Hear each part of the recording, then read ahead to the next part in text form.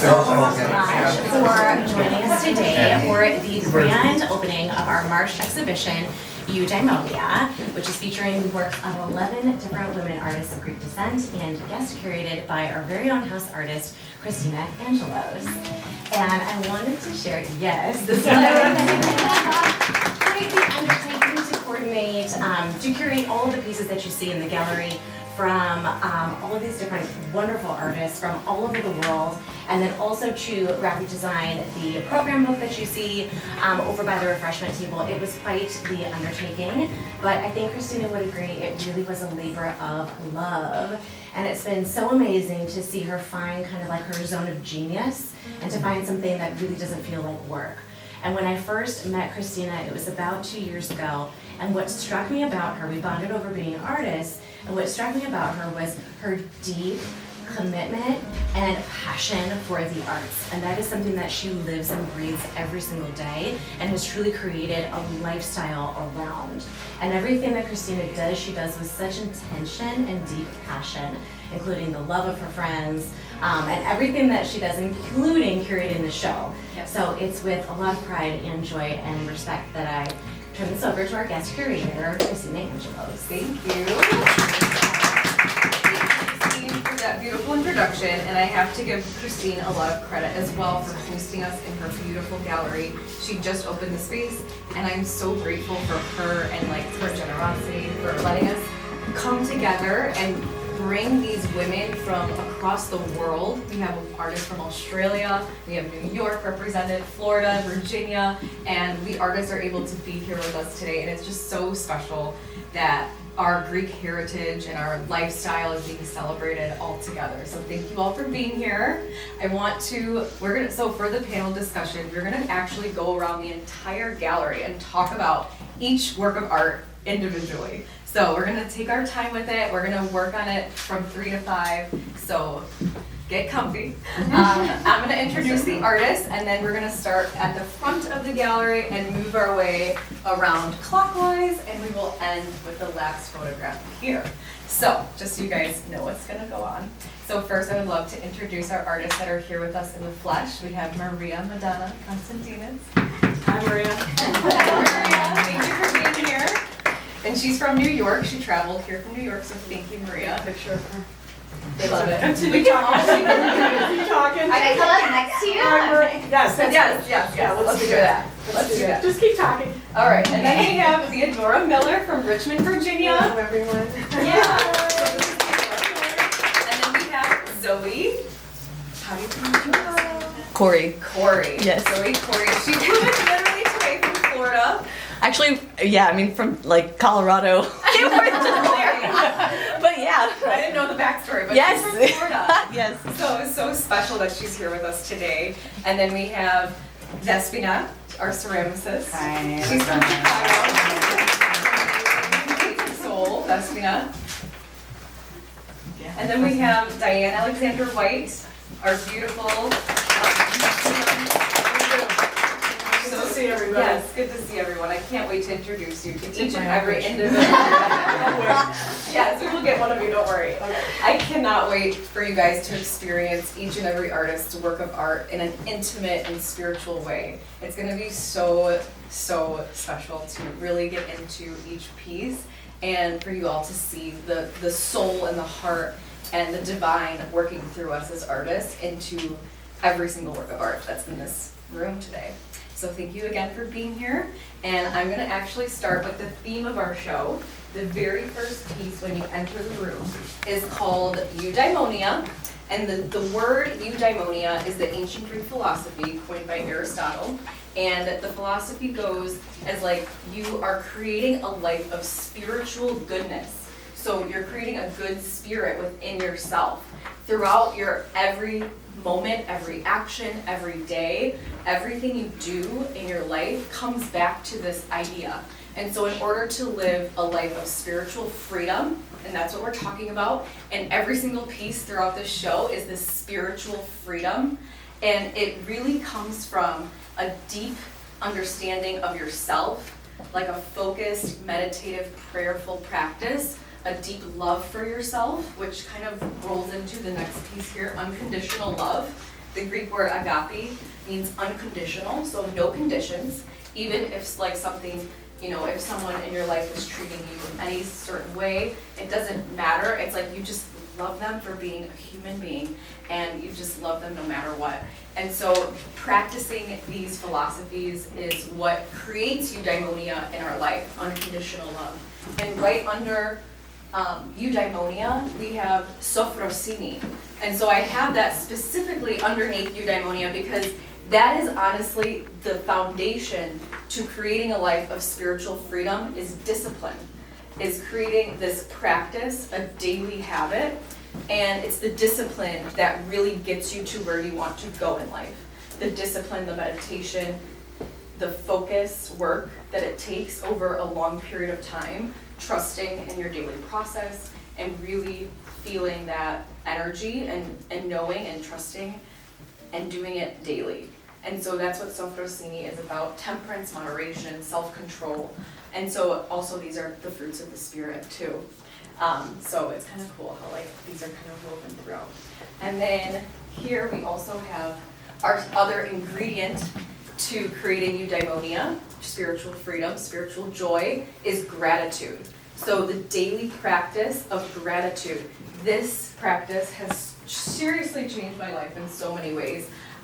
In the past I've struggled, I think we all struggle with anxiety and stress and things that happen in our life and family dynamics and like life is not always rainbows and butterflies. We have deaths, we have births, we have all these things happen.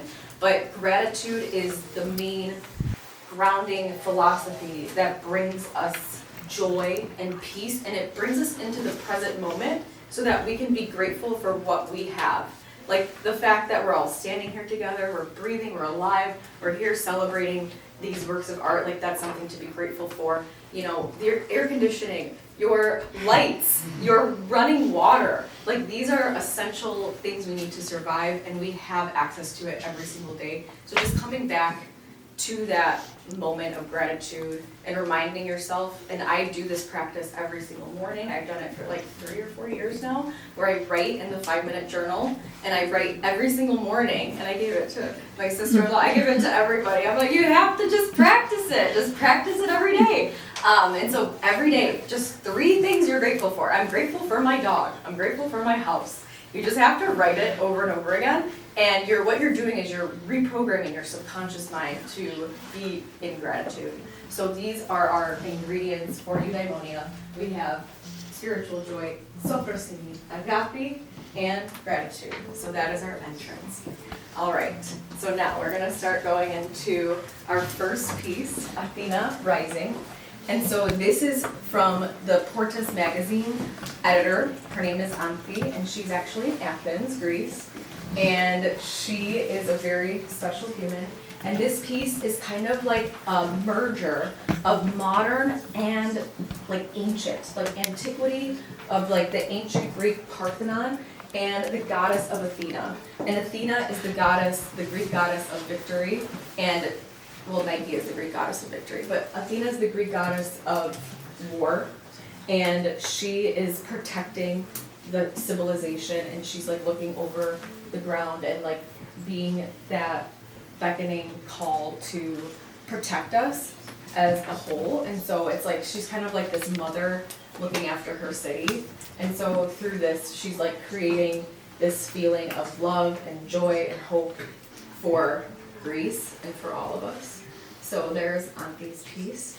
And then she also has this beautiful dreamlike, like it's kind of surreal. It's a very dreamlike photograph or graphic design, and it's like the houses in Athens with this like, it's kind of like her subconscious mind floating over the city and like overseeing Greece in a way that her soul is experiencing the energy of Greece. So these are really special pieces. I'm really, unfortunately she couldn't be here today with us to explain it in her own words, but you can read more about these pieces. She wrote some beautiful words about it in the program.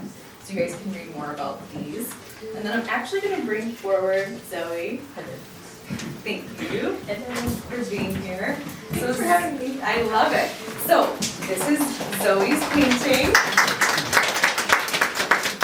So just a little bit about background about Zoe. She is a sweet friend of mine. She is a graphic designer, a dancer. She seriously is the embodiment of creating eudaimonia in your lifestyle. She totally follows her heart and leads with like her heart in everything she does. And that is what's brought her with us today. So I'm so grateful that she's here with us. So for this show, I specifically asked her if you could describe how you're bringing your love for Greece, like this ancient, beautiful city, like how are you weaving the energy and the lifestyle, the philosophies, the feelings that you experience while you're in Greece? How are you like creating that feeling in your daily life here in the States where you live in your everyday life? So how do you do that, Zoe? Yeah, well, so thank you for having me. When I've been lucky to go to Greece like many times, and there's a real feeling of peace there and warmth and love.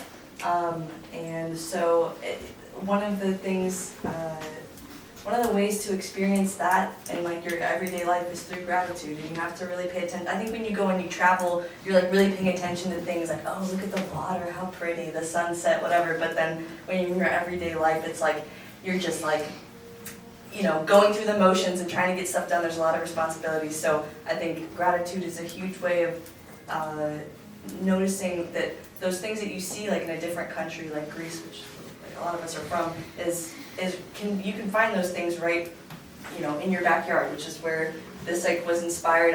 I talked to you shortly after, a couple days after my husband and I were like lucky enough to buy a home that has a beautiful backyard, beautiful view of like a lake and pine trees, and we can see a sunset. And I had taken a photo one night. We just were sitting there watching the sunset, and I took a photo. And when I talked with you, I thought immediately of like this moment I had sitting in our backyard, just simply watching the sunset and how beautiful that was. I wanted to do like a whimsical sort of approach to the photo I had taken. So this is like inspired by my backyard, and I really wanted it to feel very warm and bright, and like have that sense of peace that you feel when you're in Greece, sitting there looking at the water.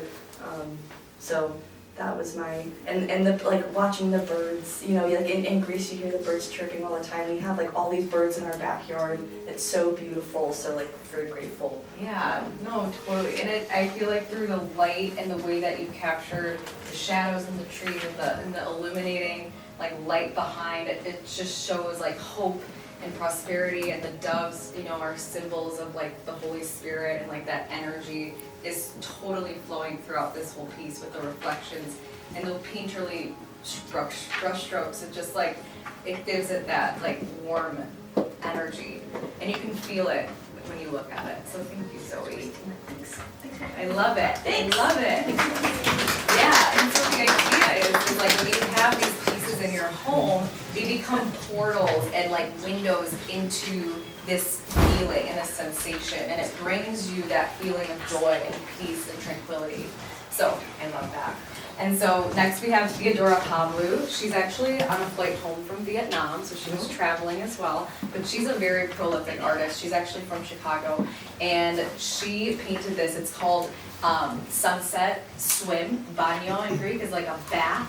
So it's like in Greece, when you go in the ocean, it's like taking a bath. It's spiritually cleansing, physically cleansing. I'm sure if you've been to Greece and you've been in the water, it totally just like makes your whole mind, body, and soul like feel this urgent like sense of like relief. So that's what Theodora is capturing in this moment. This is sunset on the beach, and like capturing the reflections in the water and the lighting and all of that beauty. And so she's really trying to bring that moment into our homes so that we can experience it and remember it every single day of our lives. Even when we're in our living rooms, we are busy, we are running around, but it's like this painting is like a mental pause for us throughout our day to look at and be reminded of that feeling that you felt while you were there experiencing it. So, I love Theodora.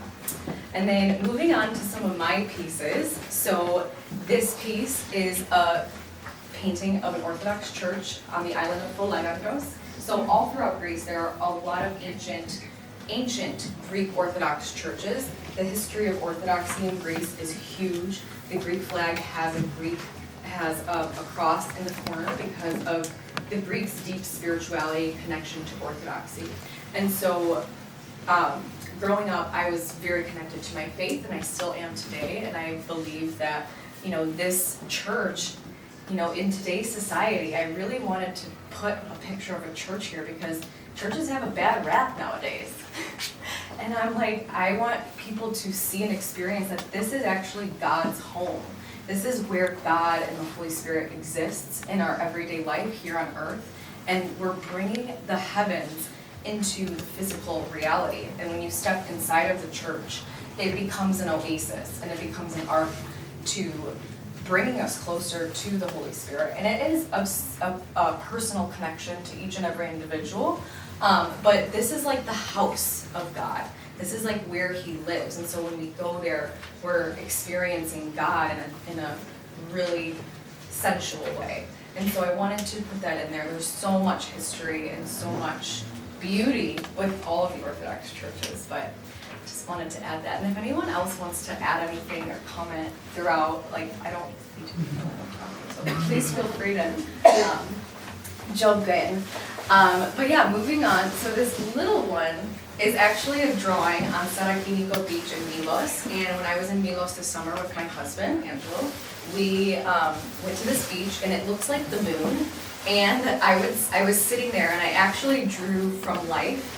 I was drawing this beautiful land structure. It's like Greece is so beautiful. Greece is like the land, the way that God created the waters and the cliffs and everything so intricately. It's just shocking. It's just crazy when you're there experiencing it in real life, and you get to see these formations and how the ocean and the land were created. It's like, this is actually a rock, and then the water is under the rock, and it's this really surreal formation of rocks. And so I wanted to show that, and just as a gratitude for creation, and just capturing little moments in a little way. So, and then again, these pieces that you guys will see kind of throughout the show is the transparency collection. And so we'll talk a little bit more about transparency later, but basically the philosophy is you're seeing through the water, you're seeing more of not what the water actually looks like in a photograph, but what it feels like in your heart and in your soul, and that energy that comes out of it. So that's kind of what these lines are meant to be. It's a spiritual perception of the ocean. Amazing. We're gonna head it off to Maria now. So we have these two beautiful pieces from Maria, and I would love for her to explain. So you guys might think this is, when I first saw this, I was wow, that's really different and unique. But then I gained a whole new appreciation for it when I understood the history and the meaning behind it. So Maria, can you explain to us your thought process and the history, and a little bit about your background? Sure. Yeah. So my name is Maria. Thank you guys all for being here. I have a really deep background in art history. So before I became an official artist, if you will, I was a deep art historian with a master's in art history, museum studies, love ancient Greece, and something that always strikes me is the tiny details in vase paintings that you see that kind of go a little bit unnoticed. Everybody kind of looks at the big figures, oh, there's Athena, there's Apollo, but the little tiny pieces sometimes are what speak to my heart. So when I was creating this piece, it actually was weirdly a before the summer, after the summer kind of process. And it really, to me, felt like it fit in the show because it's what Christina was kind of aiming for, this idea of experiencing freedom through art. And with this piece, this was really, for me personally, an achievement of creating something that just didn't have a set beginning or end. So there was layers, I used spray paint in here, water drips down, and I was just, from my heart, just taking little pieces of Greece that I had seen and kind of merging them all together. And something that I mentioned to Christina when she was asking me about this piece was, I work in like vibrant colors, and I'm never really sure when a piece is done, and that's kind of maybe the hardest thing for me with this piece in particular, because I didn't know where it was going when I started it. So it really felt like it fit in the show, because the idea of creating this spiritual freedom, if you will, it really makes sense with artistic freedom when you just don't have a set beginning and end. So it made sense to me. And even though these motifs are way enlarged than when you would find them, I really wanted to showcase those details and put that here. And just to add on to that, my favorite part personally about this piece is the connection between the circular wave. Yeah. So this symbol of the wave is depicted like all over Athens, all over Greece. It's like a type of graffiti in Greece. And so it's very common to see this motif, and it's depicting like the waves, and the ocean's very important to us. Yeah. And you see it in the architecture, which I think is something that I personally never noticed before, but it's like the Yeah, I forgot ancient we spoke Greeks, about that. yes, so the So ancient it's Greeks really- knew that. It's really fascinating because this wave is something that has always kind of just imprinted on my soul in a very deep way, and I find myself constantly returning to it, as well as the Ionic column. And I realized that it's the same kind of continual motion. So it's really fun to see it. And actually what people may not know, but with an art historian background, is that this continuous wave, the way that they would represent it, if you look at like a spherical vase, you see it starts and it keeps going and it keeps going. There's no beginning and no end. And throughout time, this became the Greek key that we know and love today as like this ultimate symbol of Greece, but it's the same concept because the wave doesn't have an end. It symbolizes this idea of interconnectedness, of eternity.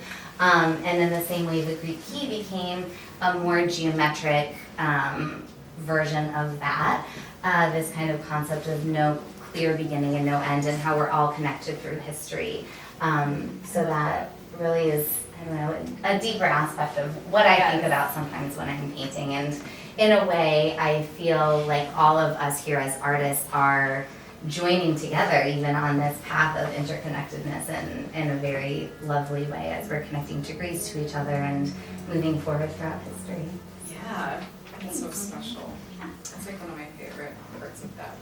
And then we have the goddess of victory. We have Nike. So can we talk about a little bit why we chose to depict Nike and like how she brings the spiritual freedom that we're all searching for? Sure. Yeah. So I chose to, when Christina told me that the loose kind of idea of the show was going to be freedom, for some reason I thought Nike in my head almost as if like Nike meant freedom, which it really doesn't. Nike means victory. But then I was thinking about it, and in a way this concept of Nike is free. The idea of winning is freeing. But Nike, again, digging into my art historical background, Nike was not just somebody who represented victory in a war, if you will. Nike would show up in mythology if somebody created something beautiful. Nike would show up in mythology when somebody wrote a great play, when somebody said something important. So she felt like important to be a part of this show because I think she is very freeing. It's this idea that when you access that ability that is inside all of us to become victorious, you are setting yourself free and you're allowing yourself to access her. And so this is based on the Nike that is in the Louvre, the Nike of Samothrace.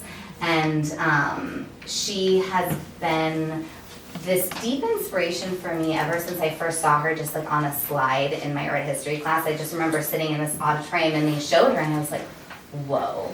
And for years, even before I became a full-time artist, I would find myself just like sketching her. So I have like lots of these different sketches of her over time, starting in like 2005 or 2006. So That's she's just interesting. kind of like been interwoven Well, and I throughout. like too, sorry, Yeah, but I that's love okay. how you said like you would sketch her and sketch her and sketch her, and the way that you depicted her on here, it is like the sketch. It's like Yeah. it's just it's like this beautiful pencil markings. You could see, you know, how she is imprinted in your heart, and like she just comes out of you naturally. It looks like it wasn't like it's not photorealistic, it's not like something copied or replicated. It's like Maria's version of it, of Nike, and how she experiences Nike in her heart and soul. And I think that's beautiful how us as artists are able to release the energy of the thing that we're trying to create in such a meaningful way. So I love like how you could see that it is a sketch.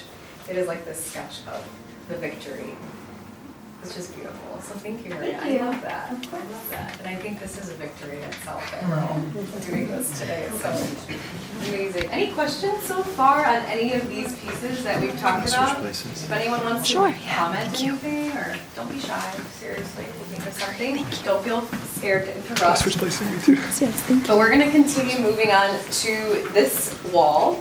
So fun fact about me is I love the meditative practice that art brings, because, you know, in life when you're stressed, art is a way to feel calm and to feel centered and to feel peace, because your mind is still, your heart is still, your hands are focused on the pen and paper, and nothing else around you matters. Any problems, any sort of things that might be happening, it all dissolves when your hands touch the marker and the marker touches the surface of the paper. And so this piece I actually drew, it took me 3 years to draw, and it was a daily gratitude practice. And so every day I would come to it, I would draw maybe 2 or 3 shapes, and it just was like my daily practice of grounding, of getting close to myself, talking to myself, connecting to God, allowing my heart and soul to be clean and clear so that I could think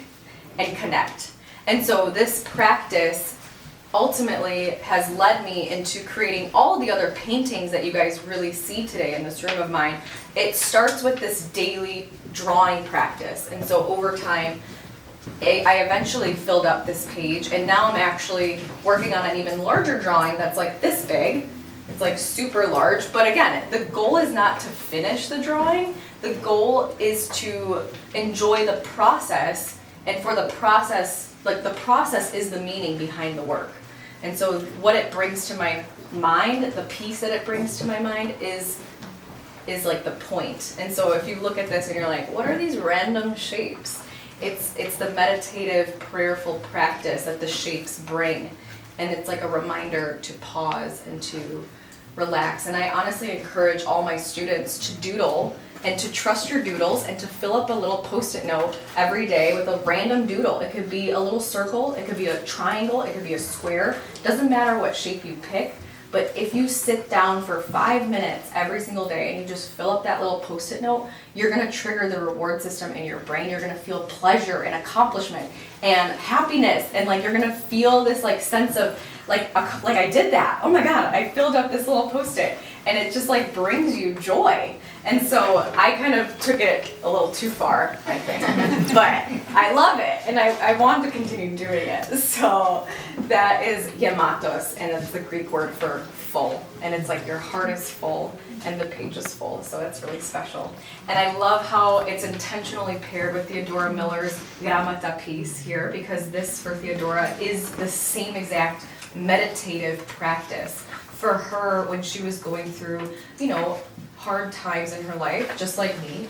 You know, it's like we go through things, and we need art as like a tool and a safe haven for our minds and our souls to ground us and bring us that feeling of peace when we don't know where else to turn. It's really that vehicle that brings us that joy and peace. And so for Theodora, she would write the letters Elpida, Agape, Irini. These are the words joy, faith, love, prosperity. These are the 7 wishes. And so this meditative practice, when she writes out each word, she's like remembering and saying the word in her mind as she's writing it out.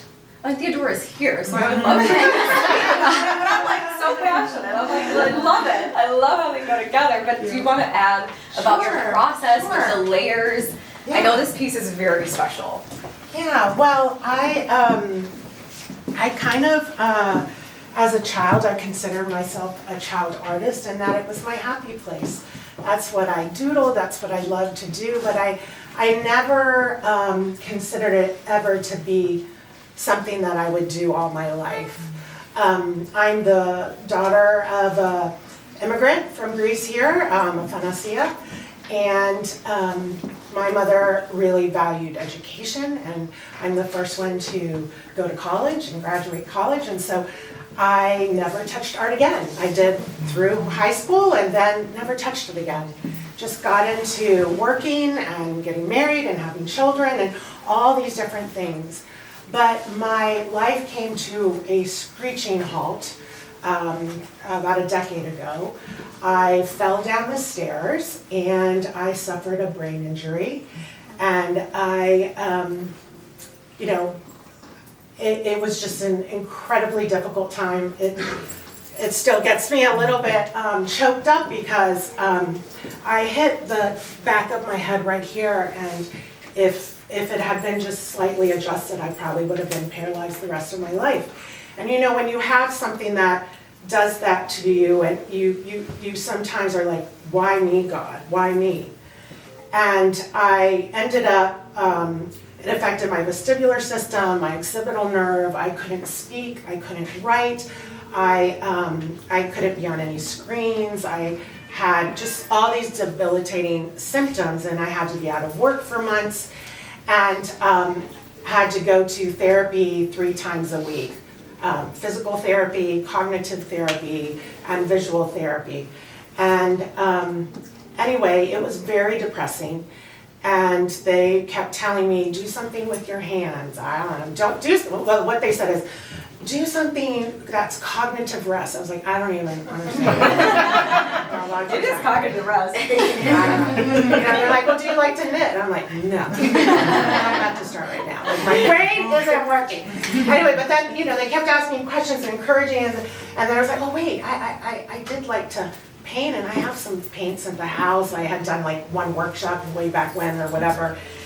And so when I could walk down the stairs by myself and get dressed by myself again, I would go and I would paint. And I would just paint really, truly, for the first time in my life. I was not creating art for it to be an end result. It was for the first time just to get out my emotions. And I was angry, and I was frustrated, and I was sad. And so when you look at those pieces, they're god-awful, and they're traumatic. I mean, there's trauma when you look at those pieces. And but I would, you know, then all my symptoms would come back, the nausea, the dizziness, and I would have to stop. But then I'd go rest, and I'd come back the next day, and I would, you know, if I was in a bad mood, I would scrape it. And if I was in a good mood, I might pick a different color and spread it over top. And so this notion of me being able to be with the paints, and I, you know, completely silent, it just, I don't know, I feel like it reconnected all the synapses in my brain that maybe got pruned through adolescence, and it just reconnected in a way that brought me inner peace, and I just couldn't stop doing it. So went back to work, life got back, but I would still come back nights and weekends, and I would paint, and I was only painting for myself. Thankfully, you know, after 7 years, it grew organically, and people wanted to purchase things, and it just kept pulling me. So I'm now, by the grace of God, 3 years, a full-time artist. And the way I came about this meditative, so the surfaces, building up surfaces is a big part of my work that came from that very beginning. But when I lost my mother, she was the one that would always have a great, you know, I would call to complain, you know, as you do, you know, to your mother, like, oh, you're not gonna leave it out of me. And then she'd she'd throw out a proverb. Like, there was always like this proverb, boom, you know, mic drop, and I'm like, okay. But when she passed away, I didn't have anyone that I could do that, so I started to research. I would memorize poems or proverbs, and I would memorize them, and I would paint them over and over again for that inner peace. But after a while, I was like, why am I painting the words of dead old you know, I was like, what kind of artist am I? If I'm doing this full time, like, what am I trying to say with my work? And so I did some more research and found out that the number 7 is positive in almost every culture and religion around the world. It's like something that we can all agree upon. So I said, all right, that's it. It's going to be 7 words. And what should those words be? And so they are the words Elpida, Ihia, Tihi, Agapi, Eftihia, Hara, and Irini. And so for me, it's you can't have hope unless you have health. But with a little luck and a whole lot of love, you can live with happiness, joy, and peace. And so for me, when I'm meditating this, I have classical music on, and I'm really in the zone, and I'm tameletao, right? The words over and over again. And so it's my way of sending out those blessings and to your homes and to the people that you love.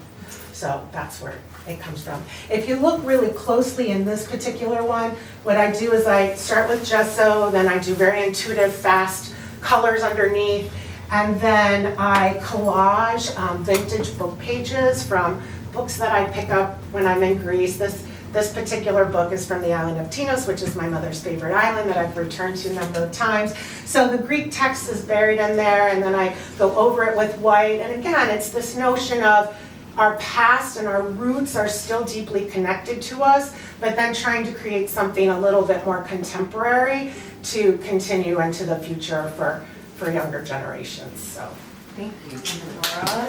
Wow. We're so blessed that we have the artists with us in person today to really give us their true heart and soul and all of the meaning and the stories that create these pieces. So thank you so much, Theodora, for sharing and being vulnerable with us. That's so special that we get to experience your story through your work, and we get to bring these words into our lives, into our day. And so again, it's like when you have this in your home, you have, sorry.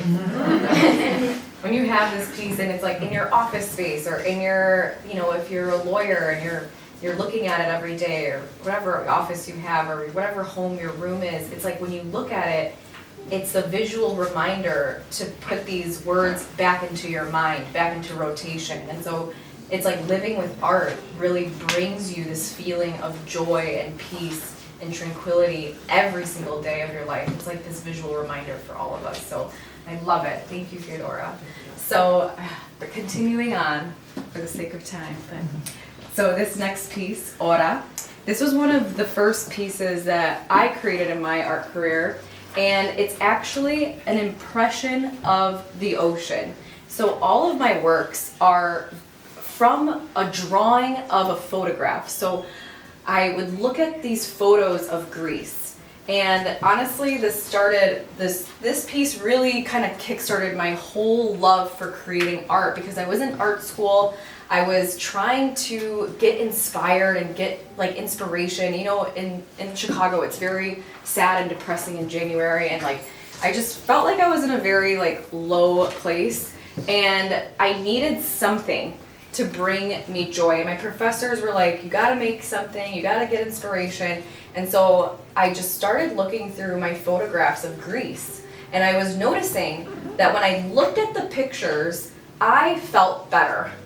I'm sure you guys have all experienced this. When you look back at your memories and your photographs and your experiences, you feel like you're back in that moment. You feel like you're back there. It's like the photograph transports you back into that memory that you've experienced. And so I kind of noticed that while sitting in my college classes, and I was like, wow, I feel good. It's the middle of winter. It's so sad, like it's cold outside. There's nothing really to look forward to, but I feel this like great energy of Greece in my life here in Chicago. And so I would look at these photos, and I got stuck on this photo of the ocean.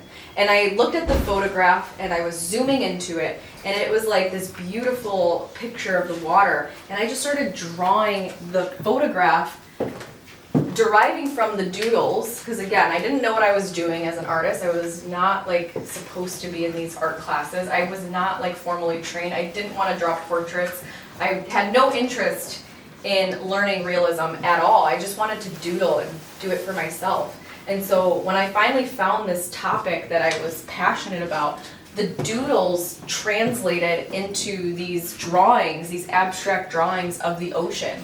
And I call them kind of like footprints, like a stopping point in time, because the water is always rushing and moving, but the photograph, when you capture it, it's like this split millisecond where the water is like still and like the photograph just captures it. And so this piece is titled Ora, which is the Greek word for time, and it's kind of like a metaphor for us in our lives to pause and really think about how we spend each and every moment of our day, and to really treasure our time here on earth and think about each passing moment and really like be present in the moment and not worry about the past or the future or thinking and worrying about things that are out of our control, but simply worrying about the present and what's in our control at this very moment, and taking inspired action and doing the things that you love now. How many times people will tell me like, oh, in a few years I'll go to Greece, or I went when I was like 15, but I haven't been back. And so it's like you're constantly living in, oh, I'll go later, or oh, I went like years and years ago. And it's like the goal is to inspire you to be present and make it happen now, and not wait for one day, but to allow one day to be today and to be present in this moment. So this piece, again, it serves as like a giant pause button in your living room, in your office, and wherever you are in your life. It's meant to be that pause, that heaviness. It's weighted, it's bold, it's brilliant. It's meant to really stop you in your tracks and look at it and really pause your life and think and create and inspire you to pursue your passions and pursue your dreams, and to, value the time that you have every moment. So this is Ora. Thank you, everyone. And then the last piece in this room is actually from a dear aunt of mine. She recently passed away from cancer, so I wanted to honor her and have her be a part of this exhibition in her memory. She was an art teacher for many years, a very beloved mother and sister and wife. She was such a sweet, amazing human being. And she totally emulated Eudaimonia in every action she took. She was so giving and so generous and so loving. And this piece is actually a depiction of her and her two sisters. So she was 3 girls. And it's kind of this like abstract representation of motherhood. And if you kind of look closely, you could see that there's kind of breasts and children. And she always depicted her and her sisters like breastfeeding each other's babies, which is a very like taboo thing to be painting about. But she was so confident in her like experience and her expression, and she just loved that connection, that motherly bonding that she felt with her children, and then being able to experience it next to her sisters. She always painted the 3 of them together with their children, and in each of her sisters' homes there's big abstract paintings like these with like the mother and the baby, and they're so like abstract and graphic and just beautiful. And she was so prolific, and she really pulled from artists in art history like Picasso and Matisse and Frida Kahlo, and she really grabbed all of these artists, like famous artists, and like mashed them up together to create this beautiful expression of her own art style. So this is Karen Keorpes, and you guys can read more about the motherhood connection in the brochures, but I'm so happy that I get to share her work with you guys today. This is her first time exhibiting in a gallery, so it's really special. Yes. Yeah. So I love that piece. And it's actually not for sale. The family is going to be keeping the piece, but it's just here for memorial to honor her. So.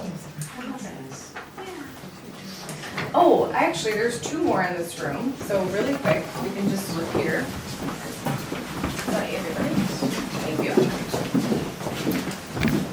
Okay, so 2 more, and we'll move on to the next room. So this one is titled Grandmother's Garden, and this is the same author. I I believe all paintings and artists are like authors. We write paintings instead of writing stories. And actually, Greek Orthodox iconographers were called writers and authors, and they would illustrate, they would write the icons. And so I believe too, us as artists, we're just writing a visual story. We're not using A, B, C, D, E, F, G. We're using line, shape, value, texture, color to tell stories. And so this is what Theodora is doing. She's telling us this beautiful story. She painted this plein air. So if you don't know what plein air is, but she was standing in Greece with the easel, and she was looking out into the real world. And she painted this from life. And so usually, like I wish I could do that, but usually I'm here in Chicago all sad in my studio in the winter painting through a photograph. But Theodora was able to paint this like from real life. And so she was able to capture the energy and the essence of the garden. And this is like her grandmother's garden. Her grandmother would grow vegetables and flowers and fruits, and it would just bring her so much joy and happiness. And so this was seriously like her happy place as a child, and she's named after her grandmother, so it's just an extra special connection that she has with her grandmother and the land and nature in Greece. And so Theodora is very prolific. She's an amazing expressionist painter, and I hope that she comes later so you all can all meet her. But she's just, again, and I had this in my living room for a few weeks before the show, and I was like, I want it. Like in my living room. It just, every time I walked through the door, it just made me happy with these bright pinks and like the greens and these purples. It just totally transports you when you look at it. So it's just so beautiful. So I'm honored that it's a part of the show. All right, and now onto this piece here. So if anyone knows me, you know that I cry maybe like twice or 3 or 4 times a week. I'm very expressive and I don't hide it. I like crying, but not in the sense that you guys think. Like I'm not like, oh, I'm so sad, like I'm crying. Like I like to cry when I see an orchid bloom. I like to cry when I, like when something small or something little happens, like again, these little moments in time, I like allow the tears to come through. I don't hold it back. I just like let it pour out. And that expression is liberating. It's freeing. I feel like in our society today, it's like we're all robotic. Everyone needs to be like so professional and like, you know, like you're putting on a face for people. The reason I quit teaching high school was because I felt like I had to be 2 different people, one at home and one at school, and I hated it. I was like, this is not who I am. I don't have to pretend to be this like strict like teacher in school, and then at home I can be loose and fun and energetic and happy and just like myself. And so I wanted to be the same person in every aspect of my life, and not have to pretend or be someone or be stoic just for the environment, if that makes sense.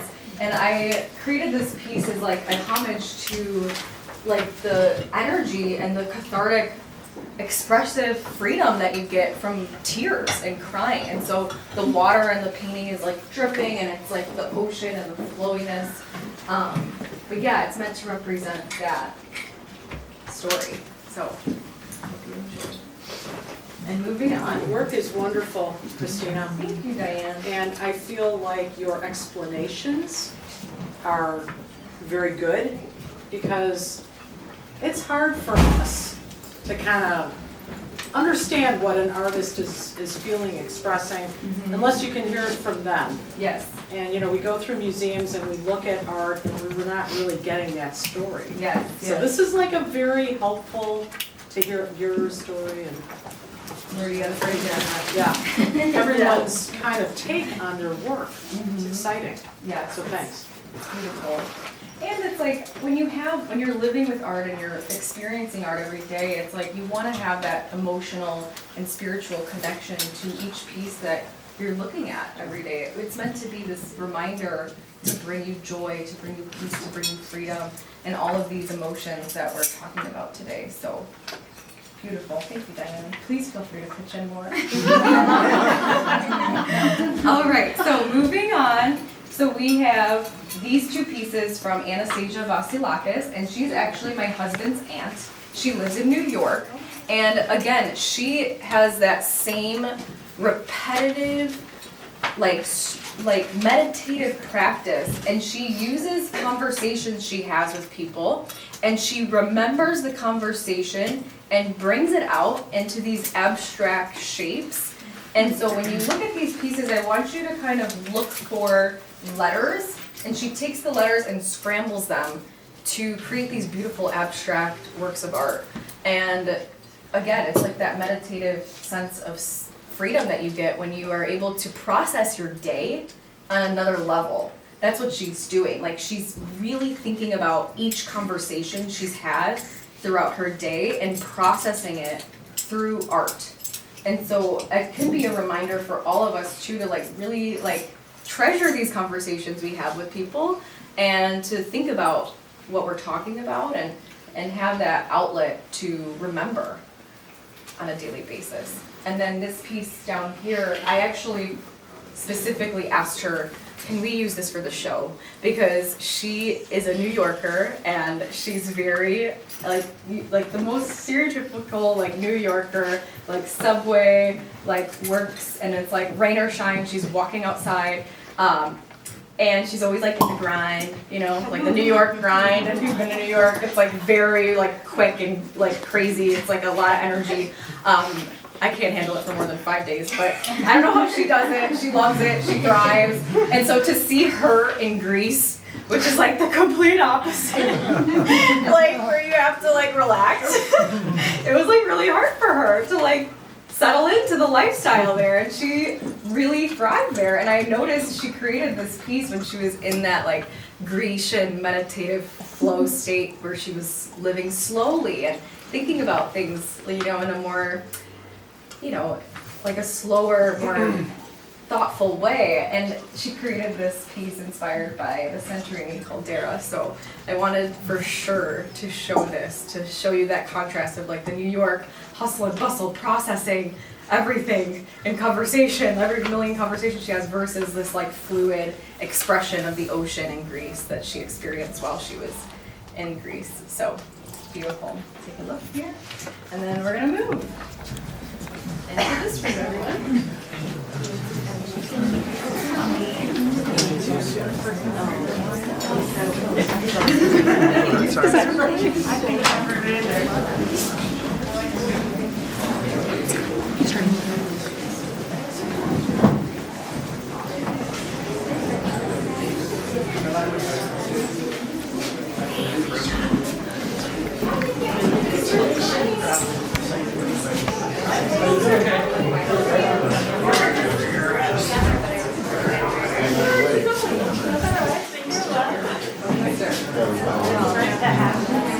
How many on time, guys? We're at 52 minutes.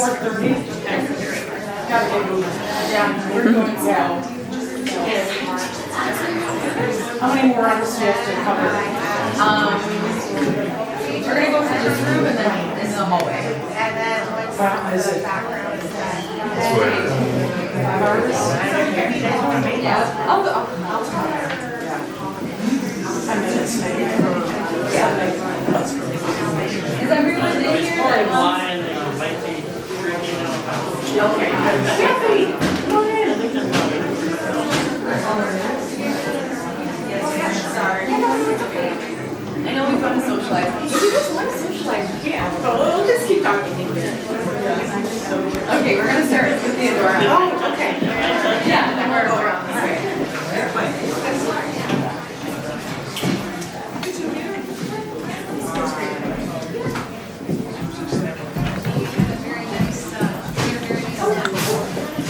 Yeah, we have Diane, how are you? Kylie and Artistry. Thank you. Just so everyone I believe you are one of them. Yes.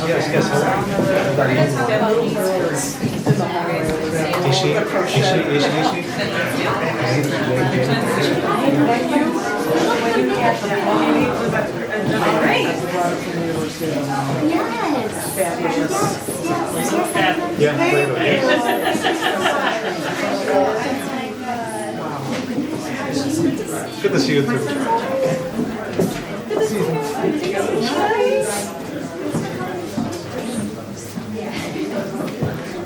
All right, we're going to continue our conversation. Include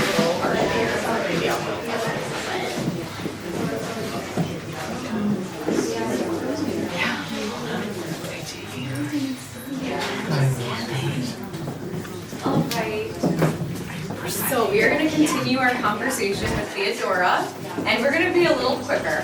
I know we've been getting really philosophical, which I love, but we're gonna keep it moving. And if you guys have questions throughout the night, please feel free to approach me or any of the artists, and we can go on and on. So, Theodora, these are new in your collection, and we would love to hear about the inspiration and the history and all about it. So go for it. Yeah, well, a number of years ago, I took just a little clay class to make a coffee mug, and I was hooked.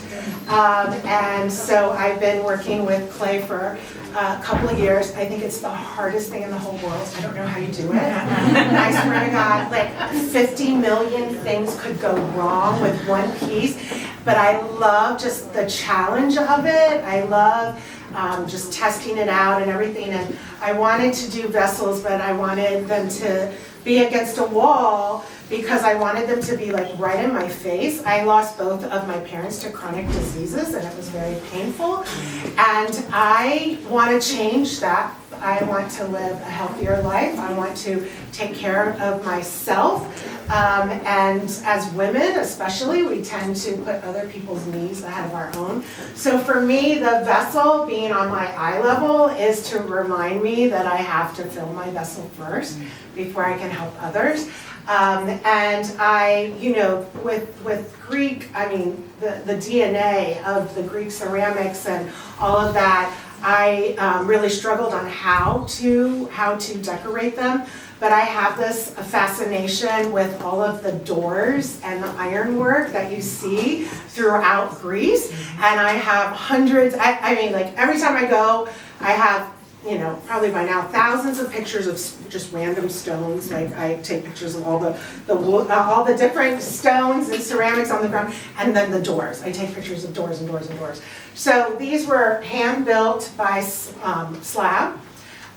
With red stoneware clay, and then I put a underglaze of black, and then from my photographs of different doors, I used it to trace the design onto it, and then I used a carving tool. It's a technique called sgraffito, where you actually then carve away. You have to do it while the clay is leather hard before it goes into the kiln for the first bisque firing.